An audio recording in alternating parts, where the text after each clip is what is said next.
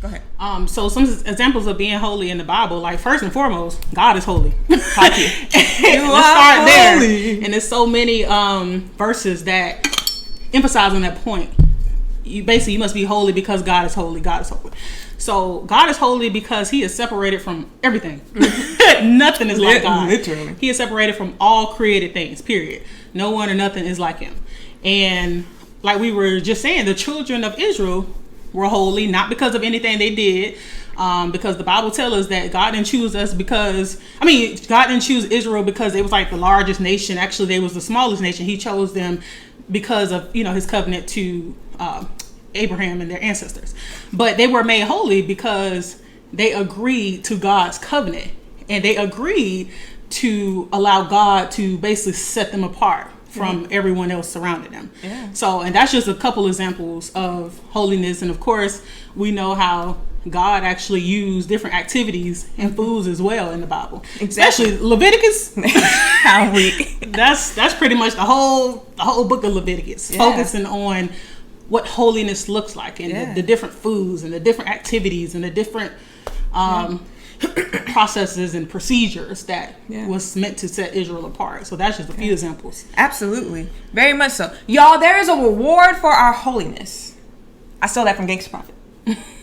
She was preaching. Okay, I ain't come up with that one. Okay, I ain't come up with that one. That one I stole, because she was preaching, talking about there is a reward for us who live a life that is set apart, not perfect, set apart unto God. Ask Daniel.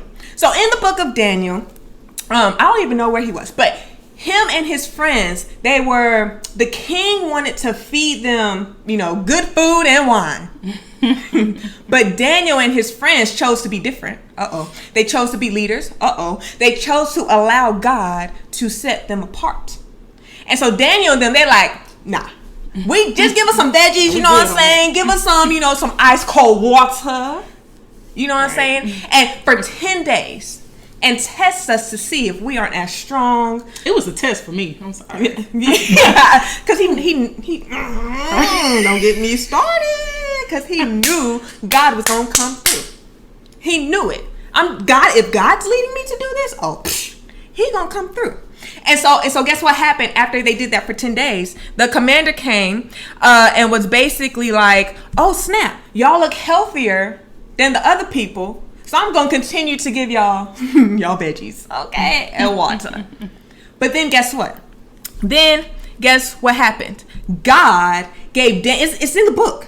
God gave Daniel and his friends an unusual aptitude for understanding every aspect of literature and wisdom.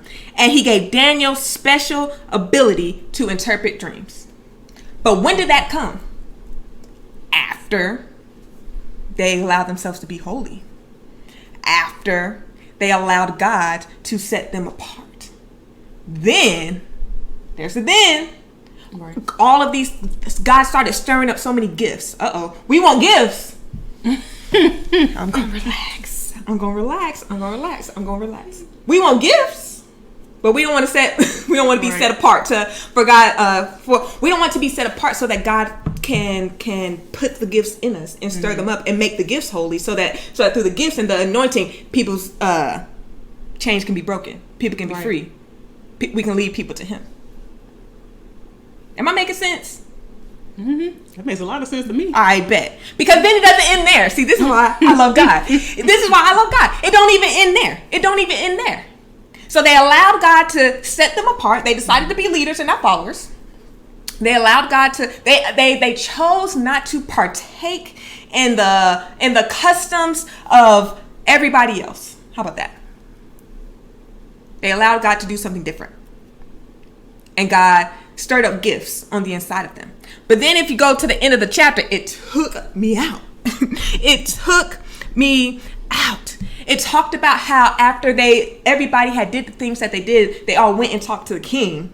And then, but the king, he talked to the king, and he was only impressed with Daniel and his friends. The king, the person who had power, who had the power to promote, the power, who had resources, who had whatever. God gave them favor with him after they allowed God to set them apart.